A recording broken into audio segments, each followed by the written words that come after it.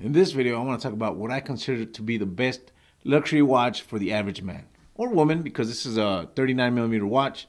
It could fit a man or a woman. Now, the watch I'm talking about has been out for 5 years. There's been hundreds of videos done on this watch. This is the Tudor Black Bay 58. It's a beautiful watch. It's not very big. It's only 39 millimeters. It's a diver's watch. Of course, it's got a rotating bezel. It's just a beautiful watch, and I want to give my opinion on why I think this is the best luxury watch for the average person. Now, when I say luxury, I know that's relative to how much money people are making, but I keep on clarifying this is for the average person. Now, if you have 3 Patek Philippe's and you're on a waiting list for 25 Rolexes or whatever, this video might not be for you, and you may not be the average person. You may not, this is just an entry-level watch for you. This may be a beater watch. But for the average person that's making about $55,000 a year here in the United States, this is almost a month's worth of work, of pay.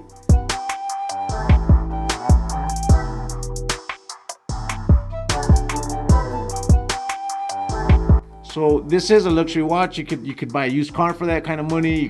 There's a lot of things you could buy. You could buy a few iPhones or Galaxies or whatever. So I do consider this just for a watch, spending $3,500 a luxury.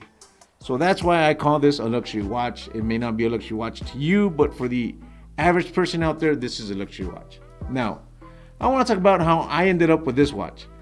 I want to clarify that I'm a watchmaker. I've been fixing watches. I'm not doing that for a living right now. It's not my trade that I do right now, but I have practiced watchmaking for many years. My dad's a watchmaker, and it runs in my family.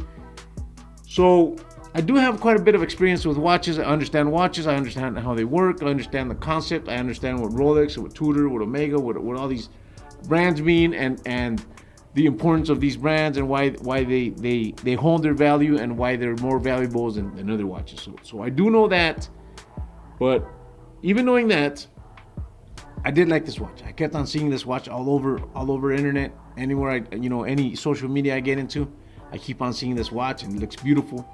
But I thought it was just going to be a lot of hype for a Tudor watch. I kept on thinking it was a lot of hype. And it's like anything else, when you look at something over and over and everybody's got one of those, then you start thinking, well, I don't want the watch that everybody has. But eventually, I have owned a Rolex Submariner before, but I wanted to buy another one. I was thinking about buying another Rolex Submariner. I like the look, I like the style, I like that now dive watches are being used for even as dress watches. Some people use them. Some people can dress really nice and could dress up, dress down, and still wear a Submariner or even a Black Bay 58. So I started looking at Submariners, and I started thinking, you know what? Actually, I think I like the Black Bay better because of the gilt dial. The Black Bay 58 has a gilt dial. It's got that orange triangle up top, and I started thinking, you know what? I do like that Black Bay 58 better than the Submariner, especially because there's a big price difference. But there's more to see in this watch than in an actual Submariner. Submariner is, of course, a lot more plain, 3 times more expensive. I don't know if it's a better movement or not, because this movement has been out for about 5 years, so it hasn't been out for 50 years, so I don't really know how good the movement is right now, but it seems to be a good movement. So I kept on thinking, I like that watch, and I like the size. I like the 39 millimeters. It just seemed like the perfect, size for me. I have a wrist that's just a little bit below 7 inches, so 39 millimeters seemed like the perfect watch. I do own a Omega Railmaster that's also a 39 millimeter. Of course, the Omega Railmaster is always going to look a little bit bigger than the Black Bay when you're wearing it, because the size of the dial is much bigger. The dial is bigger because the bezel is really small compared to what the bezel size on the Black Bay is. So of course this looks like a bigger watch, even though they're the same size. But when you're wearing it, 39 millimeters with a diver's bezel is always going to make a big difference. The way the dial looks, or the watch looks on your wrist. So I did have a 39 millimeter watch. I did want a diver style watch like this one that was 39. So I started looking around, and I found this watch that I really liked. And this is the Seiko Presage. 39 millimeters, not very thick either. It's an automatic watch, and it's kind of got the look, sort of. You know, it's not very big, and I wasn't too sure about it, but I bought it because I put it on my wrist, and I thought it looked good, and you know, that's gonna scratch the itch for the Black Bay 58. So I knew beforehand that the bezel doesn't move. This bezel is just for show. There's nothing on it. I mean, you can see the minutes, I guess, if you want to do that with the bezel. And it does not have a screw-on crown. So it's a nice watch, not very expensive. It's about a third of what the Black Bay is. I mean, I'm sorry, a tenth of what the Black Bay is. And you know what? I liked it. I bought it. I started wearing it. I wore it for a couple months, and then sometimes I needed to time something and I wanted to use the bezel, and of course the bezel is just for show. I'm afraid to get this watch wet because it doesn't have a screw-on crown, so I know the water rating on this watch is much less. So I used it for a little bit, and you know, I kept on seeing the Black Bay. I kept on seeing it, and you know, there's something about the dial with the gilt colors, the gold colors and all that I really liked. So I kept on looking, and I found this watch. Also Seiko. I do love Seikos. I mean, I love Seikos. They're great watches. I own a whole bunch of Seikos. I really do love them. They're great watches. I'm not really it's not so much about the brand to me, even though I do, you know, I know why Rolex is Rolex, Tudor is Tudor, Omega's Omega, and all these brands. I know the difference. So I bought this Seiko that's got a gilt dial, screw-on crown.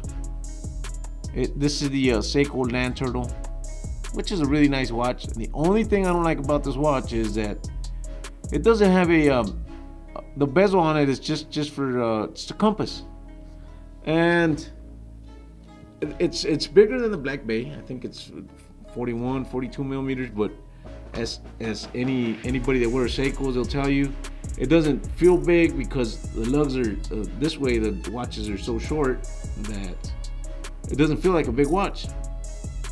So I was wearing this watch for a while, and I do love it. I still have it. I don't regret buying this watch at all. The Presage wasn't that expensive, but it's not a watch that I wear. It's just a watch that's always in the drawer. I really don't have a lot of use for it because I have watches that are better than that, and that I would rather wear than that one. This watch I wear to work a lot. I do use the bezel to time things a lot.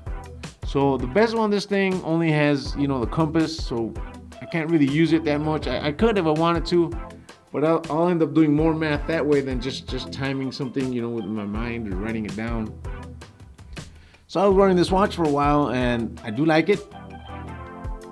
And then I kept on seeing the Black Bay, and I was thinking, man, I should just buy it.